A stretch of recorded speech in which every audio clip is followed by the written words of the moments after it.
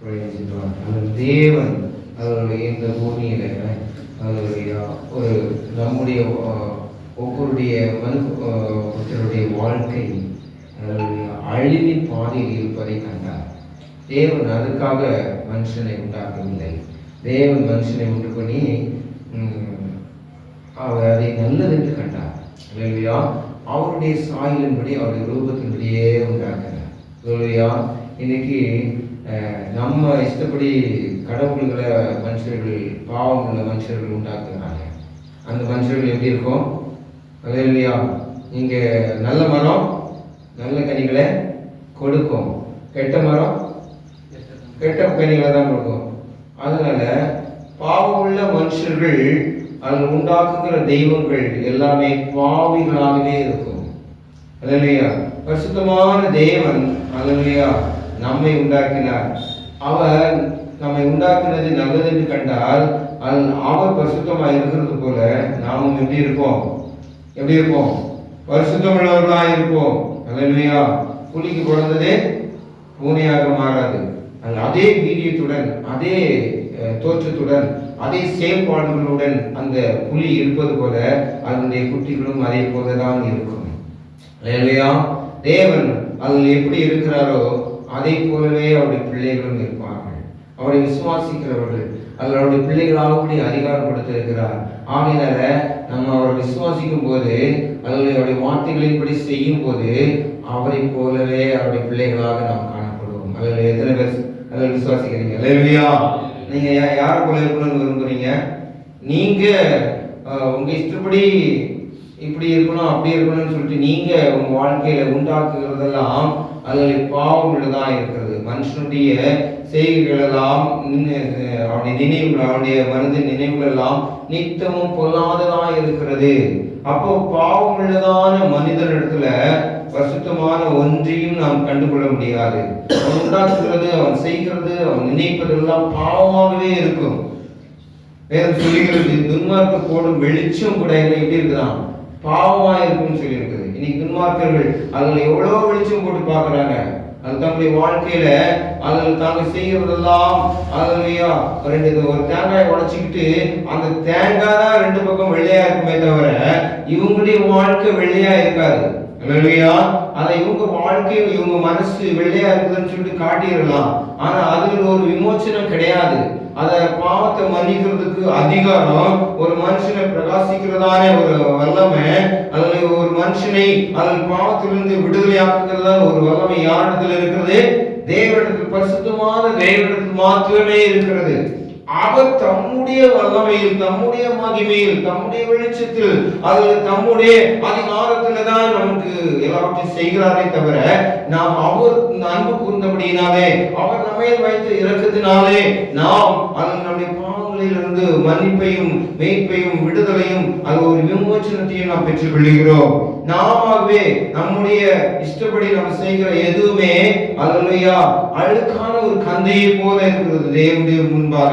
இந்த பூமியிலே நாம் அல்லேலூயா தேவர்களை உண்டாக்கலாம், தேவரை உண்டாக்கலாம் என்று சொல்லி போனீங்கன்னு சொன்னா நீங்க எப்படி இருக்கிறீர்களோ அதே போலவே அந்த தேவர்களும் இருக்கும். அல்லேலூயா கண் இருந்து காணாது, மூக்கு இருந்து முகராது, வாயிலிருந்து பேசாது, கண் அப்படியே தங்களுடைய கையிருந்தும் எந்த காரியத்தையும் செய்ய முடியாது, தங்களுடைய காலிலிருந்து நடவாது, தங்களுடைய தொண்டையால் சத்தமிடவும் மாட்டாது. அதில் பாவம் செய்த தூதர்களை தேவன் தப்ப விடாமல் தேவன் அவர்களை பரலோகத்து பரிசுத்த ஸ்தலத்திலிருந்து அவர்களை தள்ளிவிட்டார். அவர்கள் அங்கிருந்து பூமியிலே அவர்களை மனுஷனை உண்டாக்கி நீங்கள் ஆண்டு கொள்ளுங்கள், பூமியை மனுபுத்திரருக்கு கொடுத்தார். இந்த மனுபுத்திரத்தில் ஆண்டு சொன்னது, இந்த பூமியை நீங்கள் பண்படுத்தி பாதுகாத்து இந்த பூமியில நீங்கள் அவர்களையா எல்லா காரியங்களையும் செய்து ஆண்டு கொள்ளுங்கள் என்று சொன்னார். இந்த பூமியில் இருக்கிற எல்லா மிருக ஜீவன்கள், அதில் ஊரும் பிராணிகள், பறவைகள் எல்லாவற்றையும் உங்களுக்கு கொடுத்தேன் ஆதாரமாக, நீங்கள் அவைகளை ஆண்டு கொள்ளுங்கள் என்று சொல்லி வல்லமை அதிகாரத்தில் தேவன் கொடுத்தார். அவைகளை ஆண்டு கொள்வதற்கு தான் சொன்னார். அவைகள் ஆகவே உங்களை ஆண்டு கொள்வதற்காக நான் ஒருபோதும் அனுமதிக்க மாட்டேன். ஆகவே ஆண்டவர் அனுமதிக்க மாட்டார். தம்முடைய மகிமையை அவருடைய சாயலில் அவருடைய ரூபத்தில் இருக்கிற மனுஷனுக்கு மாத்திரமே கொடுத்தார். ஆகவே அந்த மகிமையை ஆகவே மிருகங்களுக்கோ ஆகவே இந்த பறவைகளுக்கோ ஒரு பிராணிகளுக்கோ அல்லது பாவம் செய்த தூதர்களுக்கோ கொடுக்கவில்லை. எந்த தூதர்களுக்கும் கொடுக்கவில்லை. அந்த தூதர்களுடைய பாவம் செய்த தூதர்களுக்கும் கொடுக்கல. ஆண்டவர் என்ன பண்ணாரு? அதில் தம்முடைய மகிமையிலே அவர் அதில் வெளிப்பட்டு இருக்கிறார். அந்த மகிமையிலே நாம் இருக்க வேண்டும் என்று சொன்னால் அவரை விசுவாசிக்க வேண்டும். நீ விசுவாசித்தால் தேவனுடைய மகிமையை காண்பாய். இந்த பூமியில தேவனுக்கு முன்பதாக நாம் எப்படிப்பட்டவர்களாய் மன தாழ்மை உள்ளவர்களாய் நடக்க வேண்டும். ஒரு ராஜா இருக்கிறார், ராஜா இருக்கிறார் என்று சொன்னால் அவருடைய பாதத்தில் சேவகம் பண்ணுகிறதான சேவை புரிகிறதான அந்த சேவகர்கள் எப்படி இருக்கணும்? தாழ்மை உள்ளவர்களாய் அதிலே தங்களுடைய செய்கைகளில் வாழ்நாள் முழுவதும் அவருடைய பாதத்தில் இருக்க வேண்டும்.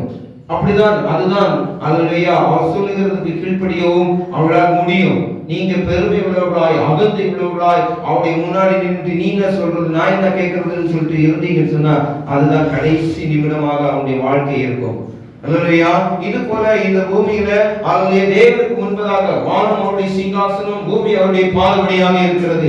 இந்த பாதபடியில இருக்கிற நாம் ராஜாவுக்கு முன்பதாக நாம் எப்படி இருக்க வேண்டும்? அவருடைய பாதபடிகளே தாழ்மை உள்ளவர்களாய் அல்லைய மிகுந்த மனத்தாழ்மையை தரித்துக் கொண்டு அவருடைய சொல்லுகிறபடி கீழ்ப்படிய எப்பொழுதும் ஆயத்தம் உள்ளவர்களாய் அவர் நினைக்கிறபடி நாம் அவருடைய பாதத்தில் நடந்து கொள்ள வேண்டும். அல்லேலூயா. அதுதான் தேவனுடைய சமூகத்தில் ஏற்புள்ளதா இருக்கிறது. இந்த பூமியிலே நாம் வாழ்கிற ஒவ்வொரு நாள் வாழ்க்கையும் ஒவ்வொரு நிமிடமும் ஆண்டவருக்கு பிரியமுள்ளதாய் மனத்தாழ்மை உள்ளவர்களாய் வாழ்ந்து அதுவே நம்முடைய வாழ்க்கை இருக்க வேண்டும். இந்த உலகத்துல மனுஷர்கள் என்ன நினைப்பாங்க? அதுலயா எதையாவது ஒன்று செஞ்சுட்டு என்ன பண்ணுவாங்க?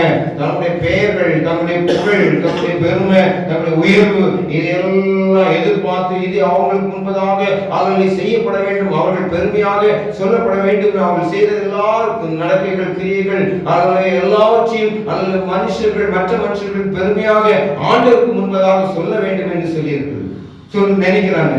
ஆனா அது தேவனுக்கு விரோதமான பாவமா இருக்கிறது. வேதம் சொல்லுகிறது அதில் தாழ்மை உள்ளவர்களுக்கோ அதில் தேவன் என்ன கொடுக்கிறார்? கிருபை கொடுக்கிறார். அல்லேலூயா. பெருமை உள்ளவர்களுக்கோ தேவன் எதிர்த்து நிற்கிறார். இந்த வாழ்நாள் முழுவதும் மனத்தாழ்மையை அணிந்து கொண்டு அவருக்கு முன்பதாக நடந்து கொள்வதை தான் தேவன் விரும்புகிறார்.